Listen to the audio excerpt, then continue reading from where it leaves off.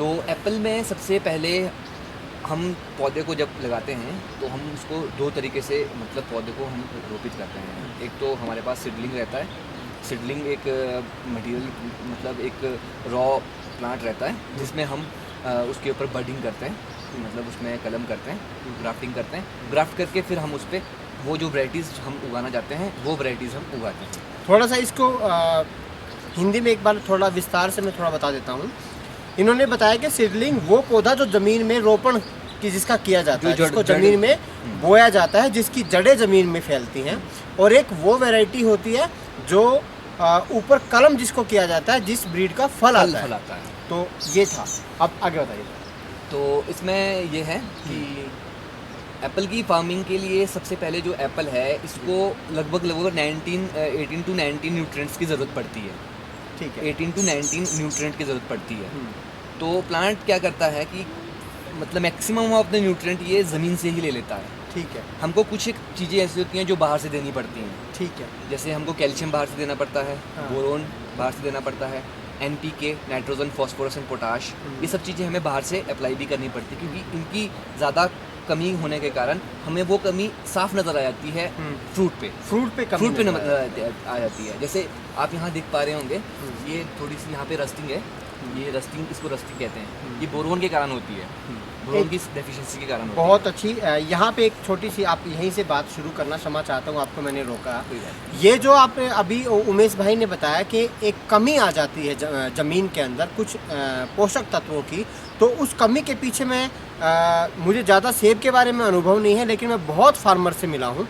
तो वो कमी का प्रमुख कारण एक ही है, सिर्फ एक ही कारण है कि हमने सिर्फ ज़मीन में एक ही तरह की हमने फसल ली है। उसका प्रमुख कारण ये है कि हमने उसको बाहर से ये मिनरल्स और जो उसको पोषक तत्व हैं वो देने पड़ते हैं, क्योंकि ज़मीन के अंदर वो पोषक तत्व ख़त्म हो जाते हैं धीरे धीरे। अगर हम मिश्रित खेती करेंगे, अगर हम मल्टी क्रॉपिंग करेंगे और कुछ ऐसे पौधे लगाएंगे जो कि यहाँ पे इस हाइट पे, शिमला की जो हाइट है और प्रकृति ने जो यहाँ पे नेचुरली जो पौधे दिए हैं वो यहाँ पे नाइट्रोजन फिक्सिंग का काम करते हैं, लेकिन फसल के चक्कर में हमने वो यहाँ से हटा दिया। तो सही हूँ या मैं गलत हूँ? नहीं, आप बिल्कुल सही कह रहे हैं अमित जी। पर इसमें थोड़ा सा मैं थोड़ा सा और इसमें जोड़ना चाहूँगा, ऐड करना चाहूँगा कि जैसे आपने बताया कि मिश्रित खेती करके हम अपने जो बाकी जो न्यूट्रिएंट हैं उनकी कमी को हम पूरा कर सकते हैं। हाँ, 50% कर सकते हैं। बिल्कुल सही बात है आपकी। तो हमने इसके लिए क्या किया है कि जैसे हम सेब के साथ राजमा, आलू, मटर, ये सब हम सेब के साथ लगाते हैं ताकि हम एक्चुअल में मेरा जो मेन फोकस है वो ऑर्गेनिक फार्मिंग पे है। मतलब कि मैं चाहता हूँ कि मैं प्राकृतिक तरीके से ही खेती करूँ। आप तो प्राकृतिक करते हो, लेकिन यहाँ पे आप तो करते हो, लेकिन 90% लोग अभी भी वही कर रहे हैं। लेकिन मैं वही बता रहा हूँ, जो आप कर रहे हो उससे लोगों को सीखना चाहिए। जी। अब हमने जैसे मैं आपको बताना चाहूँगा, जैसे एक ये बीमारी है यहाँ पे, आप थोड़ा सा फोकस करके दिखाइए, नज़दीक आके करके। इसको वूली एफिड कहते हैं। थोड़ा सा वूली एफिड, ये वूली एफिड है। ये एफिड जो बड होता है, बड को वीक कर देता है। अच्छा, ये जो वाइट जो दिख रहा है, हाँ, एक हिसाब से फंगस ही एक हिसाब से ये हाँ, उसको वूली एफिड कहते हैं। वूली एफिड कहते हैं। हाँ जी। तो ये एफिड क्या करता है, ये नेक्स्ट ईयर जब प्लांट ग्रोथ करेगा तो ये इतना ग्रो नहीं कर पाएगा, क्योंकि जो इसमें न्यूट्रिएंट फ्लो होने थे वो कहीं ना कहीं ये ब्लॉक कर देगा। अच्छा, तो ये वाइट इसके लिए लोग बहुत सारे केमिकल्स यूज करते हैं। बट मैं प्रेफर करता हूँ कि अगर इस पे छाछ की स्प्रे की जाए तो ये बिल्कुल 99% कंट्रोल होता है। मतलब इसमें पूरे चांसेस है कि ये बिल्कुल कंट्रोल हो जाएगा। जितनी पुरानी आपके पास लस्सी होगी, जितनी पुरानी छाछ होगी आपके पास, वो उतनी ज़्यादा इफेक्टिव होगी। तो हम क्या करते हैं कि गौमूत्र है और जो छाछ है उसका जो मिश्रण है वो नाइट्रोजन का बहुत ही अच्छा सोर्स है।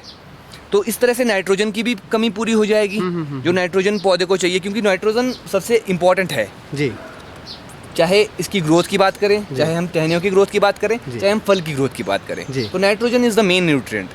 तो ये सब चीज़ें हमारे पास प्रकृति में अवेलेबल हैं। हमने मार्केट से कुछ नहीं लेना है जी। जो केमिकल्स बिक रहे हैं उनका क्या है, देखो हर एक चीज़ में क्या होता है कि आप देखो, चाहे आप एक दवाई की बात करते हैं हम, आप कोई दवाई लेते हो, जैसे पेन किलर लेते हो, तो वो आपको एकदम इफेक्ट देती है, एकदम आपको ठीक कर देती है, पर वो जो लॉस करती है वो एक लंबा लंबे समय तक जो है आपके शरीर में रहता है और उससे क्या होता है कि धीरे धीरे इंसान को कहीं ना कहीं प्रॉब्लम आती है। वैसा ही इन पौधों के साथ है, ये बिल्कुल हमारी तरह ही है। जितना हम इनको नेचुरल रखेंगे उतना ही नेचुरली ये हमें देंगे।